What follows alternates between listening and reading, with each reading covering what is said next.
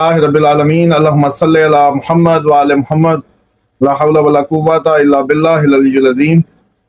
अगर किसी fan follower को याद हो तो ये आज बहुत पहले हो चुकी थी कि ब्रिक्स सारे का सारा अनरेस्ट में जाएगा, क्योंकि ये ब्रिक्स जो है डायरेक्ट थ्रेट है यूरोपीय यूनियन, G8, G7 सारे पुराने इत्तेहादों के लिए, खसूसन अमेरिका एंड हिज अलाइज।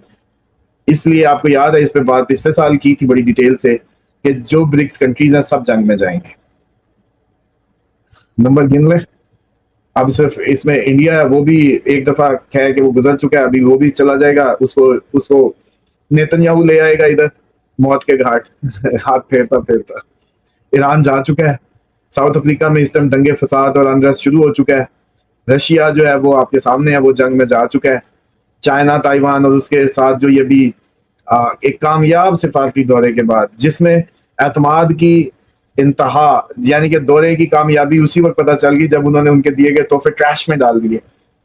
और आप खुद सोचें कि जितनी इनसिक्योरिटी दोनों में पाई जा रही थी अबाउट द सिक्योरिटी इश्यूज, तो ये क्या दौरा हुआ? ये सिर्फ ट्रंप की जाती दिमाग के खलल को पूरा करने के लिए दौरा था। ये दौरा बाइडन के ऊपर चर्टी करने का था, क्योंकि पिछले साल याद होगा, पिछले साल नहीं सॉरी, कुछ साल पहले बाइडन और इसकी मुंह मारी हुई, गालिम गलोच हुई ऑनलाइन कॉल पे, शी की और इसकी, याद होगा आपको। बड़ी ये इवेंट था, मतलब दो सदर आपस में गालिम गलोच ऑनलाइन कॉल पे दे रहे हैं, कुछ सदारती असूल हैं, कोई एथिक्स हैं, वो सारी चीजें भी। तो ये ट्रंप लाशौरी तौर पे पहले भी इसको शौक था हर जगह वो ताल्लुकात की उसको बनाने का, तो ये इसका जाती वो था, उसकी जाती जगहों पे घूमता था। जहां जहां प्यूटन गया मैं भी जाऊंगा, उन गार्डन्स में घूमा है ये, उसके प्राइवेट गार्डन्स में। तो उसने कहा ये डिप्लोमेटिक एक्सेस की जगह नहीं है, बस हाँ यहाँ प्यूटन आया बस मेरे साथ, आज आप आए हैं, ये बड़ा रेयर है। तो मतलब ये उसकी कोई अमेरिकन स्टैब्लिशमेंट का शो ऑफ था, जस्ट ट्रंप को राजी रखने का, क्योंकि दिमागी मरीज है जैसे, तो सारों को फायर ही ना कर दें। पीट हेग्जिट का चेहरा देखने वाला था, मार्को रूबियो का चेहरा देखने वाला था। वरना सर जी आप डिप्लोमेटिकली अगर किसी मुल्क से बड़े इतना बड़ा दौरा लेके जा रहे होते हैं जब, तो बड़े कुछ गोल्स होते हैं, बड़ी कोई एक कंफर्टेबल एनवायरनमेंट होता, वो नहीं था। तो लगता है ऐसे है कि ये ट्रंप को राम करने के लिए और अमेरिकन अवाम और पूरी दुनिया को बेवकूफ बनाने के लिए था। भाई ट्रंप कितनी मेहनत कर रहा है, इधर जा रहा है उधर जा रहा है अपनी अवाम पे, कि मैं चाइना भी गया, मैं इधर भी गया, ये सारी, ये ट्रंप अपनी मिड टर्म के लिए, थोड़ी सी फेस सेविंग के लिए, और इसका जाती जो एडवेंचरस नेचर है हर किसी को मिलने की, उसके तहत बस। और आपको याद है, आप ब्रिक्स के अलामिया पे तो चले गए, इनका अलामिया तो बताएं, सोयाबीन का मुआहदा हुआ या कुछ और भी निकाल के ले, कुछ भी नहीं, नथिंग, सिर्फ शो ऑफ था, आखिरी कोशिश थी। अब बात देखिएगा, ईरान अटैक और सारा कुछ रिज्यूम हो जाएगा, चीजें वहीं की वहीं चली जाएंगी जहां थी। मई क्रिटिकल महीना है इस ईरान इस मामला को लेके भी, और इस दफा फिर वही प्रैक्टिस दोहराई जाएगी जो कि शुरू हो चुकी है। पाकिस्तान इस टाइम स्वेयर अटैक्स में आ गया है, अब पाकिस्तान काउंटर अटैक कर रहा होगा, माइट भी इंडिया भी हमें एंगेज करे थोड़ा सा डायरेक्टली, इनडायरेक्टली तो वो कर ही रहा है अफगानिस्तान के जरिए, तो फिर ईरान पे दोबारा अटैक कर दिया जाए, और इस दफा यूएई की जमीन प्रॉपर यूज हो, खुल खुला के फौजी दिखाए जाए, खुल खुला के सारे नजारे कराए जाए आपको, क्योंकि वो जैसे कहते हैं ना कि पेट तो नंगा हो ही गया अब यूएई का, और जिस तरह से उसने ट्वीट करके खोल दिया वो वैसे ही भूत उतर गए। और लेकिन मुझे ये समझ नहीं आ रही कि पाकिस्तानी मीडिया की जो एक्चुअल गवर्नेंस है या मैनेजमेंट है, ये पाकिस्तान की पब्लिक के लिए है या ये बाहर वालों को राजी करने के लिए है? मतलब हर बंदा चीख रहा है, दुबई से रिपोर्ट्स आ रही हैं डिपोर्टेशंस की, लेबर तबके को फजूल तरीकों से निकाला जा रहा है, सेटल लोगों को निकाला जा रहा है, सिर्फ पाकिस्तानी होने की सजा है। और ये नफरत बहुत अरसे से शुरू होगी, गवादर से शुरू हो गई थी, गवादर जब आपने शुरू की थी तब से इनको आप बुरे लगते हैं, उसी वक्त से इंडिया करीब हो गया था, उसी वक्त के बाद मंदिर बने हैं। तो इसलिए तो अब जो नक्शा बनने जा रहा है वो ये है कि इस खिते में प्रॉपर जंग, ब्रिक्स ने भी जो ब्रिक्स में ब्राजील का हम खबरें सुनते नहीं है, इसलिए हमें नहीं पता कि ब्राजील में क्या चल रहा है, ब्रिक्स का ही है वो मेंबर, अगर कोई जाके उसकी भी खबरें देखे तो तबाही उधर भी कोई ना कोई फ्री होगी। लेकिन बहरहाल इनका तो हमें पता है कि साउथ अफ्रीका इस टाइम रेसिज्म की लहर में है, अनरेस्ट में है, ईरान अनरेस्ट में है, चाइना के लिए ताइवान और ये सारे इश्यूज जो हैं वो पूरे के पूरे उसके लिए घेरा तंग हो चुका है, कभी भी चाइना उसमें कूद पड़ेगा। इंडिया पाकिस्तान बिल्कुल तैयार है, रशिया ऑलरेडी उसमें है।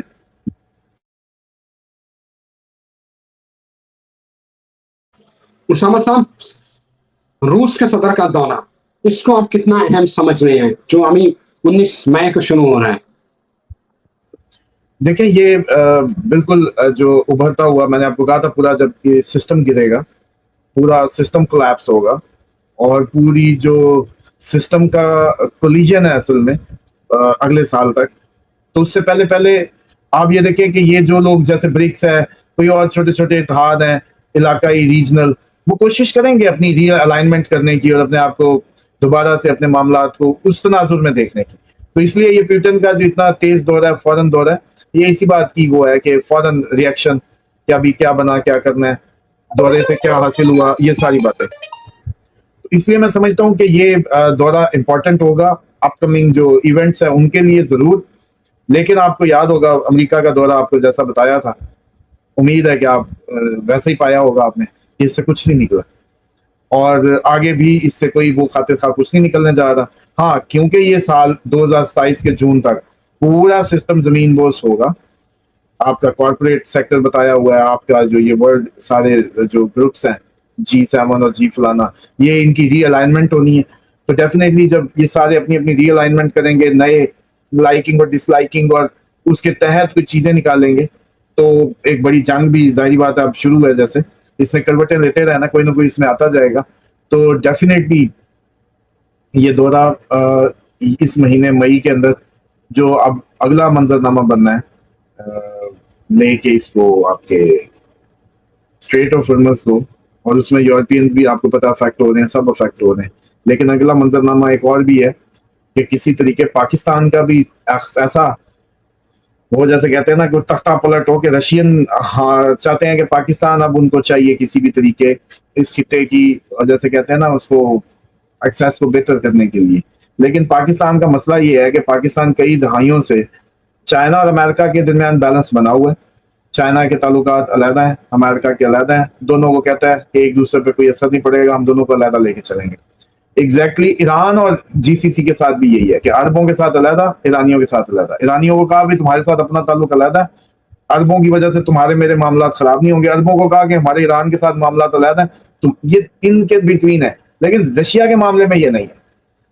रशिया हमेशा से हमसे दूर है। ये जो ज़िया-उल हक साहब वाली वॉर के बाद जो अफगानिस्तान में खेली गई, अब मैं समझता हूं कि ये जो टाइम है गवादर पोर्ट पे चाइना की सी पैक का पहुंचना, अगर उसके अंदर अफगानिस्तान रशिया अफगानिस्तान के जरिए रीच करे, ईरान अपना फिलिंग स्टेशन भी लगा दे उधर ही गवादर पे, तो ये एक आइडियल सिनेरियो होगा पाकिस्तान की तकदीर बदलने का और ओवरऑल जो सिनेरियो खिते का सबसे आइडियल। लेकिन ठीक इसी रोड मैप में जहां गवादर पे रशिया चाइना अफगानिस्तान के जरिए यहाँ लिंक होते हैं और ईरान अपना तेल दे देगा, फिलिंग स्टेशन लगा देगा, इसी के अंदर एक काटता हुआ मोदी आ रहा है जो यहीं से ही सड़क गुजार के ईरान को काटते हुए इसराइल तक पहुंचना चाहता है, यूएई को कनेक्ट करके। यूं अब ये मंसूबा एक दूसरे की यूं है, क्रॉस है, एक हो सकता दूसरा नहीं हो सकता। तो इस वजह से ये जो आप लोगों को जो समझ नहीं आती ना कि अच्छा अच्छा कुछ होते होते अचानक क्यों। आप देखें गवादर जितनी एक्टिव होने के करीब गई, सी पैक एक्टिव हुई, बीएलए एक्टिव हो गई। बीएलए उसी दिन से एक्टिव है, उनका जज्बा वो जैसे कहते हैं हुबुल वतनी या बलूचिस्तान का सब जाग उठा। ठीक, वरना आप देखें कि ये किधर है, मतलब वरना आप खुद देखें ना कि ये जो जज्बा उनका जागा है, ये इनका जिस तरह गवादर करीब आ गई, सी पैक कंप्लीट हो गई, ये तब भी क्यों जाग उठा दोबारा। उसामा साहब, ये जो जुम्मा गुजरा है, जो कल जुम्मा गुजरा है, मुत्तहिदा अरब अमारात और भारत के वज़ीर आज़म नरेंद्र मोदी आपको पता है यूएई में थे, मुलाकात हुई है और एक बीबीसी रिपोर्ट कर रहा है कि इंडिया और मुत्तहिदा अरब अमारात के दरमियान दिफाई शराकत दारी के फ्रेमवर्क पर मुआहदा हुआ है, जिसके तहत दोनों ममालिक जदीद दिफाई टेक्नोलॉजी में इश्तराक, इंटेलिजेंस तबादले और दहशतगर्दी के खिलाफ तावन को मजबूत बनाने पर तवज्जो देंगे और अरबों डॉलर की सरमायाकारी कि यूं ही एकदम उठता भारत के साथ जनाब दिफाई मुआहदे में शुरू हो जाते हैं। भारत खुद तो ले आपके जो रफाल फ्रांस से, खुद तो S-400 रशिया से, खुद कहां से ले, तो यूएई को क्या देगा भैया, वो तो मुझे बताएं। भरमूज देगा, जो अपना अग्नि कोई देगा, क्या देगा बेसिकली। कोई कामयाबी इसकी कोई पिछली जंग में उनको नजर आई हो। असल मसला ये है कि भारत के साथ दुबई सिर्फ इसराइल के नुमाइंदे के तौर पे ताल्लुकात बना रहा है। यूएई के अंदर अब रूह नेतन्याहू की है। अब भारत, अच्छा आप देखें मोदी कैसे इसराइल था अटैक से पहले, तो अब असल में नेतन्याहू ने इन दोनों को बगल बच्चा बना लिया है, मोदी को भी और ये इसका जो अपना यूएई वाला है, इसको दोनों को। अब इनकी अकलें काम नहीं कर रही, नेतन्याहू ने इनको बिल्कुल कैप्चर कर लिया, वो बंदरों की तरह नचा रहा है, पागलों की तरह। यूएई को बड़ा पूछो कि भाई सिर्फ पाकिस्तान से ताल्लुकात के नतीजे में यू आर सेफ, क्योंकि हम ईरान के साथ उसकी ताकत बन के अंदरूनी गैर मरई ताकत के तौर पर जरूर खड़े हैं। उसकी एक और रीजन भी आजकल ही किसी प्रोग्राम में निकली है, आपको भी बता देता हूँ। आप ईरानी दूध पीते हैं, आपके जिस्मों के अंदर ईरानी खुराक आती है बहुत ज्यादा। दूध तो पक्का है ना, ऑलपर पी लें, मिल्क पैक पी लें, जो मर्जी है, इसमें खुश्क दूध डलता है ईरान का। जिस बार बंदे को ये बात समझ ना आए, एफबीआर से लेके कोई भी चैलेंज करे, पूरा दूध आपकी रगों में ईरान का घूम रहा है, इसलिए आप लोगों की कुर्बतें ज्यादा है, लाशौरी कुर्बतें ज्यादा है। अच्छा, अब यूएई जो है भारत से सिर्फ अफरादी कुव्वत ले सकता है, फौजी ले सकता है, जैसे इसराइल ने लिए हैं, जैसे इसराइल ने लिए हैं। इसराइल में को 50, 60, 70 हजार ये जो है इंडियन फौजी मारा गया है, डिप्लॉय हुआ है, मारा तो पता नहीं कितना गया हो, लेकिन डिप्लॉयमेंट की फिगर ये था। अब आप मुझे बताएं कि एग्जैक्टली ईरान से लड़ने के लिए कौन सी दुनिया की फौज तैयार हो सकती है। अमरीकियों का तो देख लिया, अमरीकी तो सिर्फ निकले टेक्नोलॉजी के पापे, जब मैदान अमल आया तो बस फिर तो अब इधर छुपते फिर रहे, होटलों में छुपते फिर। और फौजियों का क्या काम है भाई, होटलों में जाके छुपे, मदीना फलाने और इन होटलों पे, इसलिए वो मारता था। वो तो छुपते फिर रहे थे होटलों में, इनको तो चस्के पड़े हुए थे, बस वो हवा बनी हुई थी कि सुपर पावर है, वो अगलों ने धो के निकाल दी। अब कोई फौज चाहिए जो लड़े इनसे, ईरानियों से, जमीनी फौज चाहिए जो लड़े। उसके लिए गौर हो रहा है कि जब इसराइल में जाके इंडियन लड़ गए, तो यूएई में भी आके लड़वा दो इनको ईरानियों से, और उधर से पीछे से पाकिस्तानियों के साथ भी, दोनों को सैंडविच के तरीके से करो, और अपना रास्ता जो वो वन रोड का मैप है वो भी पूरा होगा। बलूचिस्तान में बीएलए को सपोर्ट करके वो अब इस टाइम इंडिया का सूबा ही बना के उन्होंने लगाया था, जितना इश्तिहार अपने तो नहीं दिखाते बंगाल में क्या हो रहा है। बलूचिस्तान के धमाके की खबर सबसे ज्यादा उधर चलती है इंडिया में। तो वो अब अपने मंसूबे को पूरा करने के लिए, ना इंडिया के पास कोई टेक्नोलॉजी है, ना कुछ है, ना कोई टैक्टिकल इनके पास स्ट्रेंथ है। इंडिया को सिर्फ इंडियन फौजी बेचारे को ला के मराना है ईरानियों के हाथों, बस, दैट्स इट। और ईरानी एक बहुत पुरानी नेशन और बहुत पुराना खून बहाने और बहने का तजर्बा, उनके सामने इनको बलि का बकरा बना रहे हैं बस। उसामा साहब, मैं ये अभी जो है एक खबर पढ़ रहा था, वो खबर ये है कि अमेरिका ने अपने जो तेल के स्ट्रेटेजिक जखायर है उनको फिर से मुकम्मल तौर पर भरने का फैसला कर रही है। ये ना मैंने खबर पढ़ी तो मैंने कहा कि ये जो जंगबंदी और ये वो मामला सारे जो चल रहे हैं, इसके पीछे कुछ और चीज पनप रही है। ये एकदम से जखायर भरना तो किसी, मुझे लग रहा है कि फिर से दोबारा बड़ी जंग शुरू करनी है अमेरिका ने। अमेरिका कह भी चुका है, सदर ने कहा है कि मैं बड़ा फैसला कुन हमला करने वाला था, पाकिस्तान के दो अच्छे लोगों की वजह से मैंने रोका है।